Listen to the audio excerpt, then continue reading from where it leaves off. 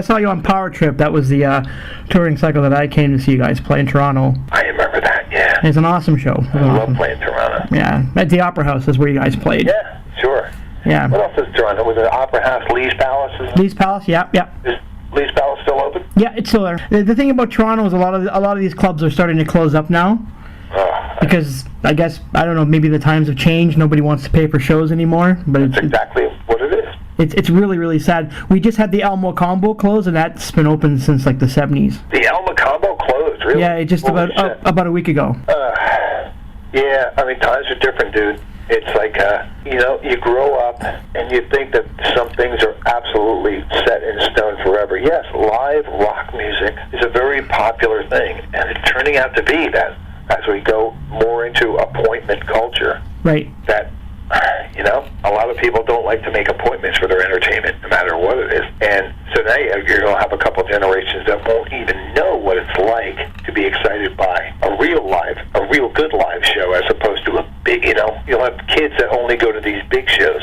Yeah, exactly. They won't get it in your face, like sweat in your face, the whole punk rock aesthetic. So it's going to take a while for it to come back around. It's unfortunate.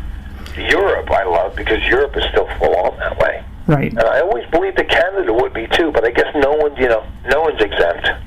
Canada's a lot like the United States in a lot of ways. We take our cues from them, so it's not much different. That's unfortunate, dude. Oh, I know. I agree with you, but that's just how it is. Yeah. And then the one thing I'm disturbed by is the fact that no one buys albums anymore, and I think that's a shame. It's a nightmare. Well, for a lot of reasons that's going on. None of the reasons that are given for why these things don't sell, none of them point towards better art. When people make up their mind over convenience first, price first, it's always the art that takes a hit. Yeah. What it's showing us is that there just isn't a mass need or demand for art. It's terrible to say, but no, it's true. They don't care. Yeah. Or they're getting it from somewhere else. It's true. You're right. It's like the people have chosen. Mm-hmm. They suck. Ladies and gentlemen, and people try to blame it on record companies. The record companies, they fucked it up, or but really, if the mass audience doesn't want cool stuff, then no one will make cool stuff for them. And I think people have given up trying to reinvent the wheel. Yeah, that's right. It used to be that people would try to reinvent the wheel. Mm-hmm. The 60s it started was that people really thought, as corny as it sounds, that rock and roll was going to change the world. Right. And it did for a while. Mm-hmm. But actually what happened is it turned out that the world changed rock and roll. That's right. Kind of marginalized it back into a soundtrack to people's lives, which is fine, popular music. There's not a lot of mystery going on. And with people not writing for albums, people not buying albums, and then people not writing for albums means that we just got this disparate collection of songs. And you're like, what is this again? Where's the good stuff? What, does this make sense? Yeah. Well, I think iTunes has really hurt a lot of musicians, though. Yeah, it hurts it, and it could help it. I think about this stuff all the time. Right. It's not anyone's fault.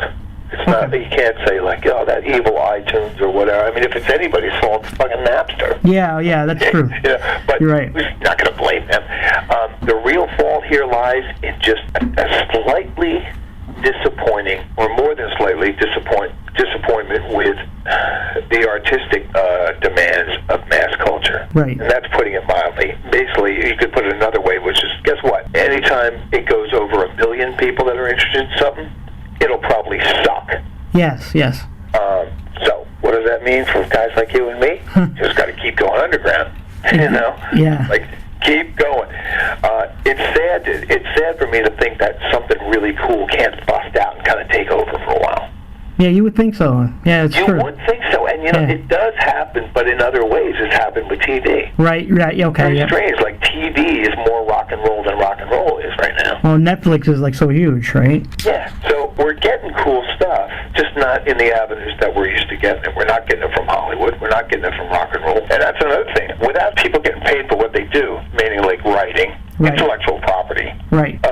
You see a dramatic shift in who's out there and who decides to be a player in this world and who doesn't. And I really think there's a lot of sensitive people and really, really talented people in all forms of art that that are just saying, you know something, I'll do some of my art, but not forever because I gotta live.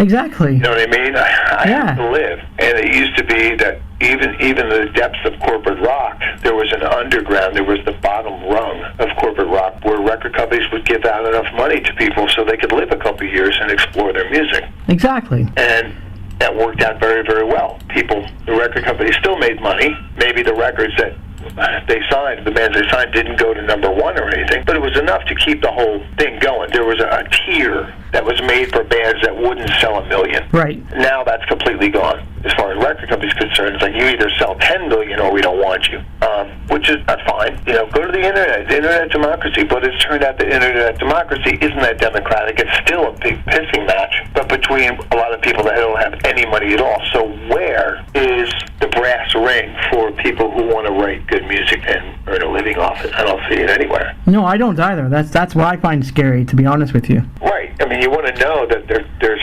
something to be thrown to hardworking, imaginative people, so they'll give you more as a listener. Shit, I mean, if there was a box outside my door with a money slot in it that said, every time you put money in there, something cool happens over the next course of years, the music you will like, I would gladly do it. Right.